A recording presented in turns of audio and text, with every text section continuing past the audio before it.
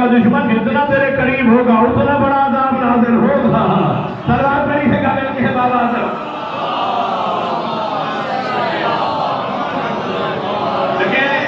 देखिए ये सिर्फ विलायत की वजह से मशहूर है, इसका कोई और गुनाह था ही नहीं।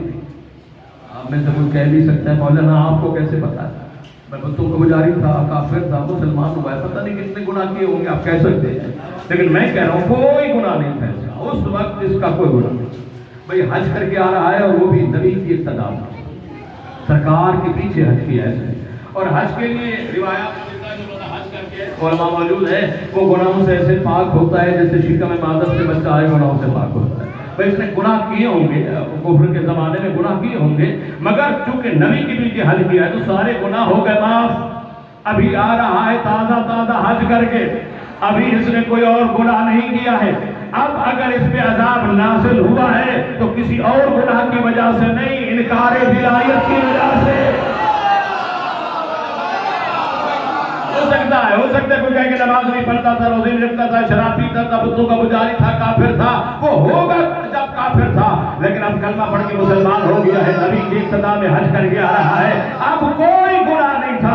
अब अगर अज़ाब नाज़िल हुआ है तो विलायत की वजह से हुआ, इनकार विलायत किया है, परवरदिगार ने अज़ाब नाज़िल कर दिया, गर्क हो गया, तबाह बर्बाद हो गया। और बहुत सारे लोग और भी मुखालिफ हो गए, बहुत सारे लोगों ने कहा सरकार ये कैसे हो सकता है, नबी को तो पता था, अभी जानते थे कि ये मीटिंगें भी करते हैं, ये आपस में एक भी हो जाते हैं। सरकार ने फरमाया आप पहले तो मतलब कुछ और था, अब यहाँ से काफिला जाएगा नहीं, अब यहीं रुकेगा 3 दिन। 3 दिन तक नबी ने कहा गदीर के मैदान में काफिला रुकेगा, खाना भी मेरी तरफ से होगा, तमाम सहूलतें मेरी तरफ से होंगी, मैं अल्लाह के नबी। देखिए विलायत पहुंचाने के लिए नबी को भी बहाने बनाने पड़े। समझो होते हैं कि देखिए ना, उस दौर में भी सरकार को भी वसीले तलाश करने पड़े हैं विलायत पहुंचाई जाए। सरकार ने 3 दिन तक वहाँ ने ठहरा दिया, वहाँ खाना खिलाया और वहाँ का के ही बातें करो, यही नमाजें पढ़ो, जाना नहीं है। फिर थोड़ा सा आगे जाना था, रास्ते अलग होने थे, किसी ने अपने अपने मुल्क चले जाना था, अपनी अपनी सल्तनत में चले जाना था, फिर जहाँ जो जाकर वो बताते सरकार ने बस 3 दिन यहाँ रुकना है। सर आपने कभी सोचा है कि नबी ने 3 दिन रोका क्यों है? तवज्जो फरमाए, कोई तो वजह होगी कि सरकार ने 3 दिन तक इनको वहाँ बेकार तो नहीं रोका ना गदीर के मैदान में, वहाँ रोका सरकार ने। सरकार जानते थे ये मीटिंग कर सकते हैं, ये आपस में तय कर सकते हैं। अभी अगर ये चले गए मीटिंग करके कि बस जो बात यहाँ हुई है बस यहाँ रहने दीजिएगा, जहाँ रहे वहाँ किसी को नहीं बताइएगा। भाई हो सकता है आपस में मीटिंग कर लें, आपस में बात के बड़े पक्के होते थे, जो बात कह देते थे वो करते थे।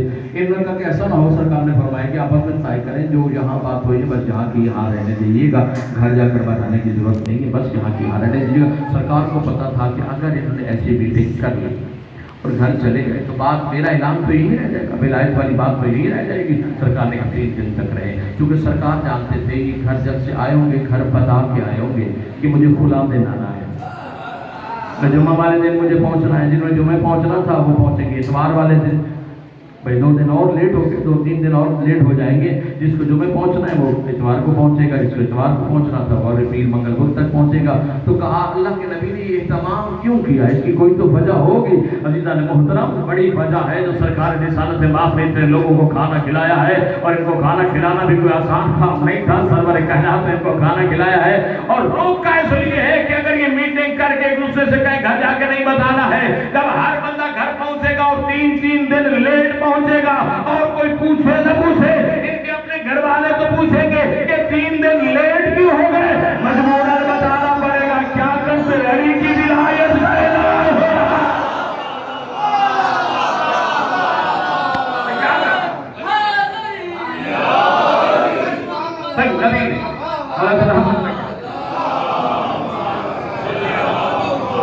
नबी ने रोक लिया था, सरकार ने रोक लिया था। 3 दिन में रोका है तो क्यों रोका है, बताना पड़ेगा। भाई नबी ने रोक लिया था, क्यों रोका है 3 दिन का? रोका इसलिए है क्योंकि अली वलीउल्लाह का ऐलान हो रहा है, विलायत की बातें हो रही। इन्होंने रास्ते में कोशिश की अल्लाह के नबी को, एक बार बात सुन लीजिए, आपने बहुत अच्छा सुन लिया, मैंने जो है पढ़ लिया, जिक्र मसाइब करते हैं। एक जुमला सुन लीजिएगा, रास्ते में इन्होंने साजिश की है کہ کسی نہ کسی طریقے سے جو ہے نبی کو راستے سے ہٹا دیا جائے. انہوں نے ہمیں 3 دن لیٹ کیا ہے، ہم چاہتے ہیں کہ یہ گھر پہنچی مدینی نہ پہنچے. یہ بھی راستے میں سازش ہو گئی. کتابوں میں باتیں موجود ہیں. ایک وادی عقبہ سے گزر رہے ہیں، سرکار ناقابل سوار ہے. ہمارے یاسر نے جو ہے سرکار کی سواری کی مہاریں پکڑی ہوئی ہیں. جناب حذیفہ یمانی پیچھے سے سرکار کے اونٹنی کو ہانک رہے ہیں. ایک ایسی وادی ہے جہاں سے بس ایک سواری جا سکتی ہے، یعنی ایک لائن میں جا سکتا ہے، دوسرا بندہ ساتھ نہیں چل سکتا. آگے ہے جناب ہمارے یاسر، پیچھے جناب حذیفہ یمانی ہے اور ناقہ پہ سرکار سوار ہے. اس عقبہ کی وادی سے چل رہے ہیں. بلند پہاڑی کی چوٹی پہ کچھ لوگ چڑھ گئے. انہوں نے بڑا بھاری پتھر جو ہے وہاں لڑکاتے ہوئے لے آئے کہ جیسے نبی یہاں پہنچیں گے پتھر کو دھکا دیں گے، پتھر گرے گا، سرکار شہید ہو جائیں گے. لکھا یہی جائے گا کہ پہاڑی سے گزر رہے تھے، پتھر گرا اور سرکار شہید ہو گئے. یہ بات یہاں کی یہاں رہ جائے گی، مدینہ نہیں پہنچے گی. جیسے وہ بندے 10 بندے تھے جنہوں نے آ کر اس پتھر کو لڑکانا چاہا، پتھر کو انہوں نے لڑکانا چاہا، ادھر بجلی چمکی، ادھر بجلی چمکی. ادھر بجلی چمکی. بات سنیے گا، بجلی اس لیے نہیں چمکی ہے کہ اللہ کے رسول انہیں دیکھ لے. بجلی اس لیے چمکی ہے انہیں پتا چل جائے کہ ہم دیکھ لیے گئے ہیں.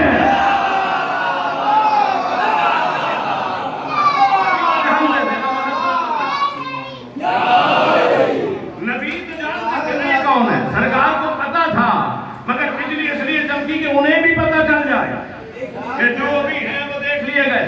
سرکار نے عمار کو بلایا، حذیفہ کو بلایا، کہا یہ فلاں فلاں فلاں بندے تھے، یہ 10 بندے فلاں فلاں تھے، لیکن بس نام نہیں بتائیے گا.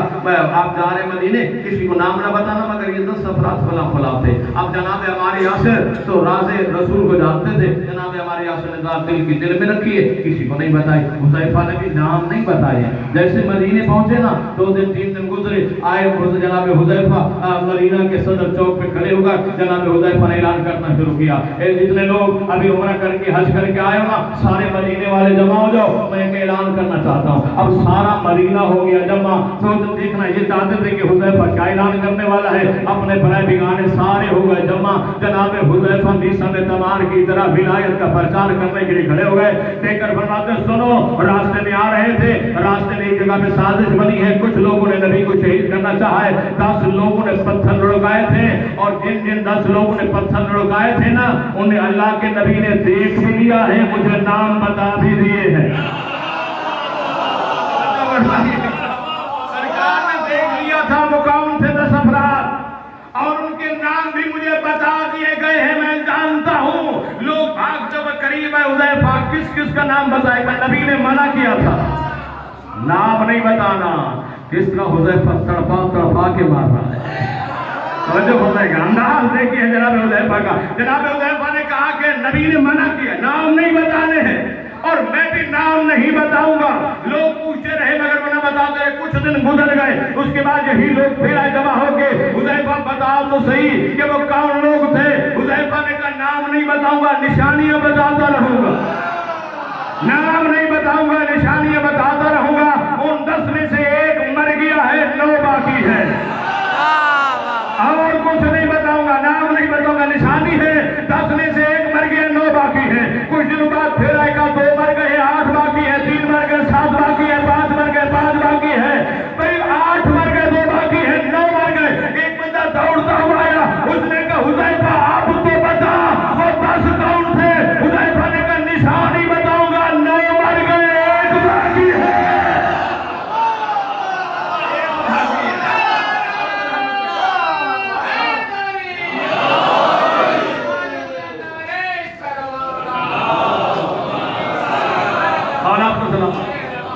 حذیفہ اب تو اس کا نام بتا یا نہ بتا.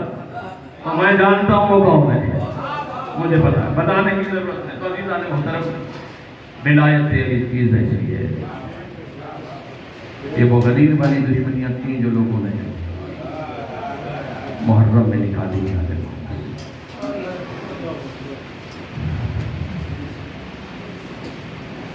آج 11 محرم ہے. آج کے دن خاص مسائل کا حکم ہوا ہے. میں آپ چلاتا ہوں، 11 محرم پڑھتا ہوں، اور آج آنا نہیں ہوا. جناب اضافہ لیجیے.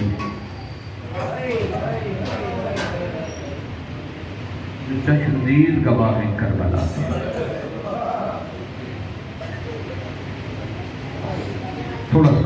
بچوں کے ذہن میں بات آ جائے گی۔ مرزا دبیر اور میر انیس ایک زمانے کے لوگ شاعر ہیں، بچوں کے لیے عرض کر دیتا ہوں تاکہ بعد پھر ہمارا ربط بھی ہو جائے گا۔ اپنے زمانے کے بہت بڑے عالم، بہت بڑے شاعر، فقیر لوگ، ان کی شاعری پہ آل محمد کی مہر ثبت ہوتی تھی۔ مرزا دبیر کی یونیورسٹی تھی، عالم بھی تھے اور مدرسہ بھی بناتے تھے۔ ایک دن مدرسے میں تعلیم دے رہے ہیں، دروازے پہ نقل باب ہوا، اپنے شاگرد کو بھیجا، جاؤ دیکھو کون ہے دروازے پہ۔ شاگرد آیا، دیکھا ایک عورت ہے، ساتھ چھوٹا سا بچہ ہے۔ مرزا دبیر وہ بچہ واپس آیا، آغا صاحب دروازے پہ کوئی بی بی ہے، برقع پوش ہے، ساتھ چھوٹا سا بچہ ہے اور آپ کو بلا رہے ہیں۔ خدا نے میری مرزا دبیر چل کے دروازے بی بی اگر مجھ سے کوئی کام تھا تو کسی مرد کو بھیج دیتی، اس طرح چل کے میرے دروازے پہ نہ آتی، اس لیے کہ ہم سے برداشت نہیں ہوتا کہ کوئی بی بی کسی کے دروازے پر جائے۔ غیرت مند شیعہ تھے، علماء تھے، محقق تھے۔ بی بی کیوں آئے ہو؟ کہ بلا آئی اس لیے ہوں کہ میرے بچے کو آپ اپنے مدرسے میں داخل کر، پڑھنا چاہتا ہے، دین سیکھنا چاہتا ہے۔ داخلہ ملا، قبلہ نے پڑھانا شروع کیا، علماء موجود ہیں، مبتدی ہو کے بھی وہ بحثیں سنا دیتا تھا وہ بچہ کہ جو قبلہ مرزا دبیر صاحب کہتے ہیں کہ میں بھی بغیر مطالعے کے نہیں پڑھاتا تھا، وہ بچہ حل کر کے آ جاتا تھا۔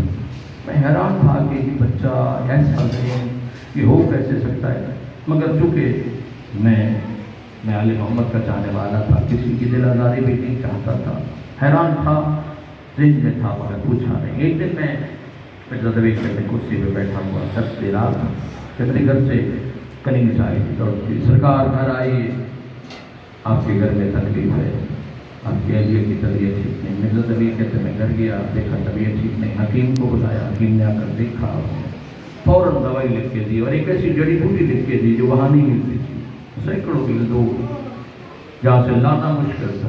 کہتے میں واپس آ گیا، کرسی پہ بیٹھا، کیا پڑھانا، جس کے گھر میں پریشانی ہو اس نے درس کیا پڑھانا ہے۔ میں پڑھا نہیں رہا تھا، وہ بچہ اس نے میرا چہرہ دیکھا نا، پریشان میرے قریب آیا، قبلہ پریشان لگ رہے ہیں، کہاں بیٹا پریشانی ہے؟ کون سی پریشانی؟ ایک جڑی بوٹی ہے، بہت دور سے ملتی ہے، سینکڑوں میل دور، میری دسترس سے دور ہے، مل جائے تو میری اہلیہ ٹھیک ہو سکتی ہے، لیکن ہے دور اتنا کہ وہ مل نہیں سکتی۔ وہ بچہ دیکھ کر کہتے قبلہ اگر آپ ناراض نہ ہوں تو وہ میں لا کے دے دوں آپ۔ حیران ہو گیا، پریشان تو تھے مرزا صاحب لیکن اب حیرانی اور بڑھ گئی کہ بیٹا آپ حکم دیں، میں لا کے دیتا ہوں۔ سرکار نے اجازت دی، اس میں پلک جھپکنے سے پہلے وہ جڑی بوٹی سرکار کے ہاتھوں پہ رکھی، سرکار نے حکیم کو دی، دوائی بنی، وصیت مند ہوئی، سرکار نے اس کا ہاتھ پکڑا اور الگ لے گئے۔ کہا بیٹا میں پہلے بھی پریشان تھا مگر آج بات جہاں تک آ گئی ہے تو مجھے بتا تو ہے کون۔ کہ میں بتانا تو نہیں چاہتا تھا مگر چونکہ آپ پہ مشکل بن گئی تھی تو میری مجبوری بن گئی تھی۔ قبلہ آپ نے ظافر جن کا نام سنا ہے؟ کہاں میں نے سنا ہے۔ کہ وہی ظافر جن جو کربلا کا چشمدید گواہ ہے؟ کہاں؟ ہاں قبلہ صاحب وہی ظافر جن کا میں اس کا پوتا ہوں، وہ میرے دادا ہیں، میں اس کا پوتا ہوں۔ کہ بیٹا یہ بتاؤ کہ وہ ظافر زندہ ہے یا مر گیا ہے؟ کہ سرکار زندہ ہے۔ کہ کہاں ہے؟ کہ پہاڑ کی غار میں بیٹھا ہوا ہے، جب سے کربلا میں انسانیت کے ظلم دیکھے ہیں کسی انسان سے ملتے نہیں ہیں، بس غار میں بیٹھے ہوئے ہیں، کبھی لکھتے ہیں کربلا، کبھی لکھتے ہیں شام، آنکھوں سے آنسو جاری ہوتے ہیں، رو رو کے بے ہوش ہو جاتے ہیں، ہم پانی پلاتے ہیں، اٹھ بیٹھتے ہیں، پھر کربلا اور شام کا تذکرہ کر کے بے ہوش ہو جاتے ہیں۔ بس ان کا یہی کام ہے کہ میں ملنا چاہتا ہوں۔ کہ قبلہ مجبوری ہے، وہ انسانوں سے نہیں مل سکتے، جب سے انہوں نے انسانوں کے مظالم دیکھتے ہیں نا، میرا دادا کسی انسان سے کسی سے نہیں ملتا ہے۔ اجرکم اللہ مغفرہ قبول فرمائے کہ جاؤ، ہو سکتا ہے میرا پیغام تو پہنچاؤ۔ بچے نے پیغام پہنچایا، ظافر نے وہی جواب دیا، بیٹا اپنے استاد سے کہو میری مجبوری ہے، میں انسانوں سے نہیں مل سکتا ہوں۔ بچہ واپس آیا، مرزا صاحب وہ نہیں مل سکتے کہ آپ جاؤ دادا کے پاس اور میرا پیغام دو، دادا سے جا کر کہو میرے استاد کہہ رہے ہیں کہ میں تاریخ کربلا کا مورخ ہوں، میں کربلا کی تاریخ لکھ رہا ہوں اور آپ سے بہتر مجھے کوئی بتا نہیں سکتا ہے. آپ چشمدید گواہ ہیں کربلا کے. اگر آپ نے مجھے نہ بتایا تو میں بروز محشر حسین کی ماں سے شکایت کروں. اور آپ کا گریہ قبول فرمائے. شرم کر کے نہیں غریب بن کے رویا کرو, زندگی کا نہیں پڑتا. مولا آپ کا غصہ قبول فرمائے. ہزاروں آدمیوں یہ امیر بن کے نہیں غریب بن کے رویا کرو. آل محمد کو بیان کر کے رونا بڑا پسند ہے. ایک مجلس میں بیٹھے تھے سید سجاد اور ابو بصیر, مجلس ہو رہی تھی, ذاکر پڑھ رہے تھے, خود مولا بھی رو رہے تھے, ابو بصیر بھی رو رہا تھا. مولا نے فرمایا ابو بصیر تو روتا کیوں نہیں؟ اس نے اپنا رومال ہٹا کر دیا. مولا میں رو رہا ہوں, یہ دیکھیے وہ آنسو سے تر ہے میرا رومال. امام دیکھ کر فرماتے ہیں ابو بصیر ہمارے شہیدوں کے غم میں ایسے نہ رویا کر, ایسے رویا کر جیسے ضعیفہ ماں جوان بیٹے کی لاش میں. اجرکم اللہ. مولا گریہ قبول فرمائے. شرم کر کے نہیں غریب بن کے رویا کرو. بندہ امیر ہوگا جو حسین کے غم میں نہ روئے. مولا آپ کا پرسہ قبول فرمائے. زادار آدمی بیٹا جا کر کہو اپنے دادا سے اگر نہیں مجھے ملیں گے تو میں حسین کی ماں زہرا سے شکایت کروں. بچہ گیا دادا کو پیغام دیا, میرا استاد کہہ رہا ہے اگر آپ نہیں ملیں گے تو بروز محشر میں شکایت کروں گا. کہ بیٹا جاؤ اپنے استاد سے کہو مجھے کھلا مقام پہ ملے, لیکن مجھ سے وعدہ کرے کہ مجھ سے کوئی مشکل سوال نہیں پوچھے. حضرت ایوب علیہ السلام کے دور کی پرانی مسجد وہاں کا ایڈریس دیا گیا. جناب مرزا دبیر وہاں پہنچے تو مرزا کے پہنچنے سے پہلے ظافر دن وہاں پہنچا ہوا تھا. مرزا دبیر پہنچے. السلام علیکم یا ایوہ ظافر. ظافر میرا السلام. وعلیکم السلام. مرزا صاحب آپ تو گئے ہو, چونکہ تم نے واسطہ بڑا مشکل دیا تھا, میں ٹھکرا نہیں سکتا تھا.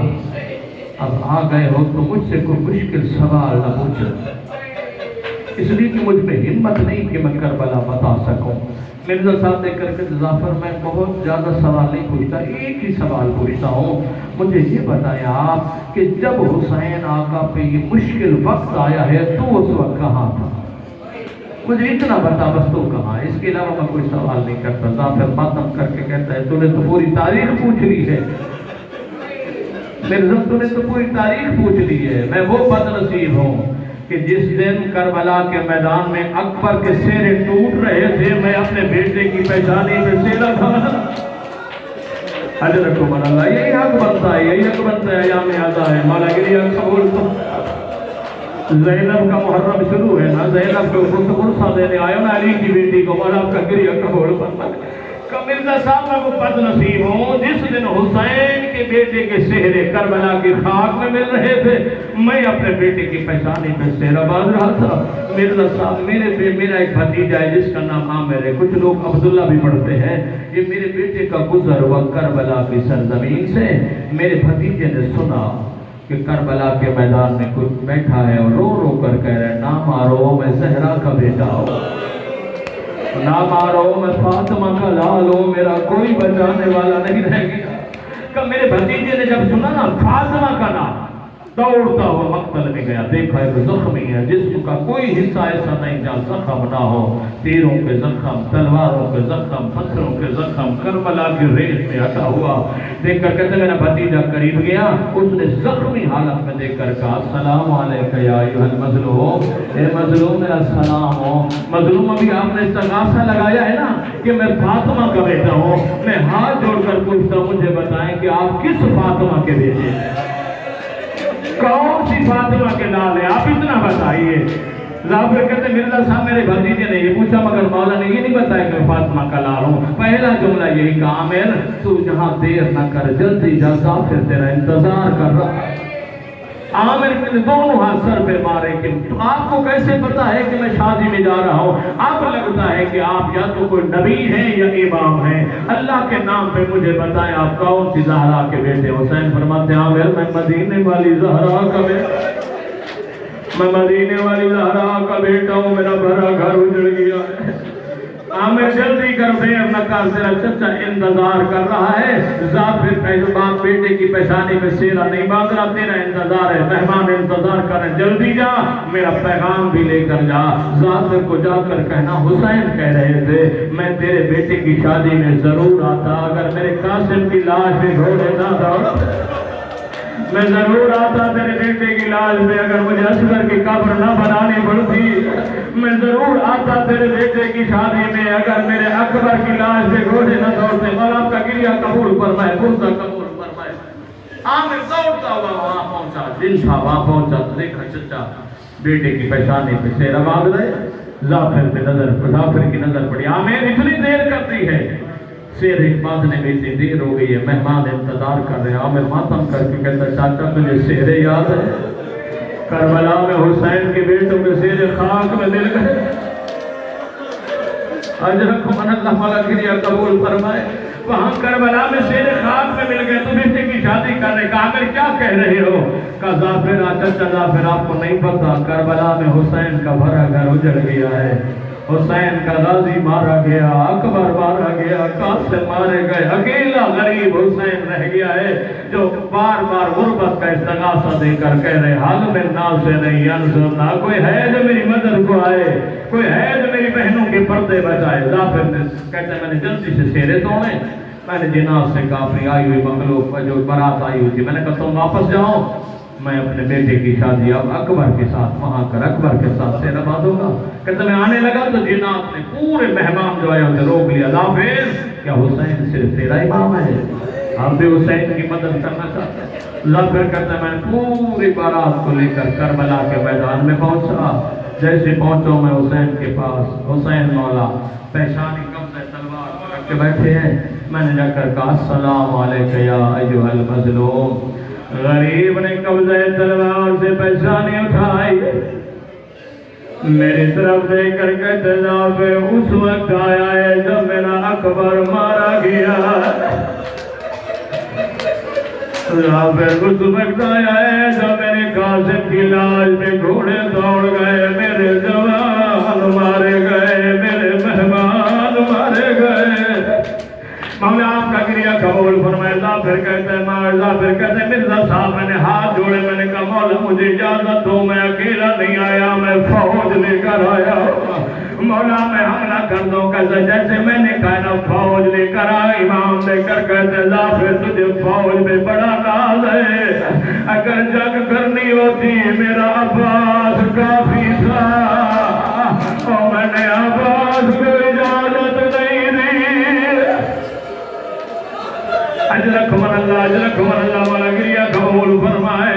امام فرماتے ہیں ظافر اپنے جناز جتنے لے کر آئے نے کہو یہ واپس چلے جائیں، ظافر تھوڑی دیر رک جا۔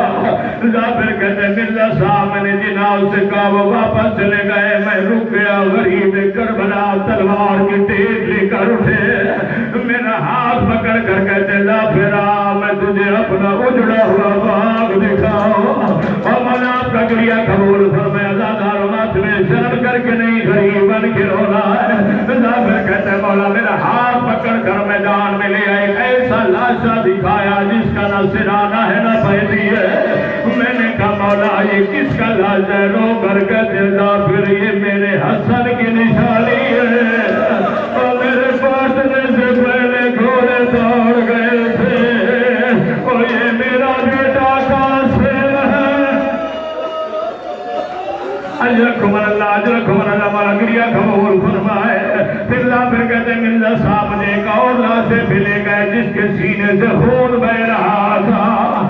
میں نے کہا مولا یہ کس کا لاش ہے؟ کہتے ہیں ظافر یہ میرا بیٹا علی اکبر ہے، اور میرے نانا کی شکل والا ہے۔ مولا گریہ قبول فرمائے۔ بس آخری داروں سے میں تمام کر رہا ہوں۔ ظافر دیکھ کر کہتے ہیں مرزا صاحب اس کے بعد حسین نے میرا ہاتھ پکڑا، فورات کے کنارے لے کر آئے۔ میں نے دیکھا ایک لاش ہے جس کے دونوں بازو موجود نہیں ہے۔ میں نے کہا مولا یہ کس کا لاش ہے؟ حسین کہتے ہیں یہ میرا بھائی عباس ہے۔ مولا گریہ قبول فرمائے، پرزہ قبول فرمائے، یہ میرا بھائی عباس ہے۔ حسین قریب جا کر کہتے ہیں غازی عباس ظافر ملنے آیا ہے۔ کہتے ہیں غازی کا لاش طرف گیا، لم متحرک ہوئے، حسین قریب ہوئے تو آواز آ رہی تھی مولا میری آنکھ سے تیر نکالو، میں ظافر کو دیکھنا چاہتا ہوں۔ جیسے حسین نے تیر نکالا، حسین نے غازی کیا غازی مولا میں آپ کو بالکل سہمت نہ دیتا اگر میرے بازو سلامت ہو۔ لا پھر کہتا اتنے نے عباس نے بلایا مجھے، لا پھر میرے قریب آؤ، لا پھر کہتے میں قریب گیا، غازی کہتے لا پھر کان میرے لبوں کے قریب لا، لا پھر کہتے میں قریب، میں نے کان کیے گا، غازی نے مجھے ایک ایسا جملہ کہا ہے میرا جگر پھٹ گیا ہے، میں زمین پہ بیٹھا بھی اٹھا بھی دوڑتے ہوئے حسین قریب ہے، لا پھر تجھے غازی نے کیا کہہ دیا ہے؟ میں نے کہا مولا مجھے عباس نے کہا ہے حسین تھوڑی دیر کا مہمان ہے، یہ بھی شہید ہو جائے گا، میں بھی تھوڑی دیر کا مہمان ہوں، یہ ظالم لوگ علی کی بیٹی کی چادر لوٹ لیں گے، میں تیری منت کرتا ہوں کربلا سے لے کر شام تک زینب کے محفل کے ساتھ رہنا، علی کی بیٹی ہے بڑی عظمت والی بیوی ہے، اور زہرا زادیوں کے پردے کا زاد ہے۔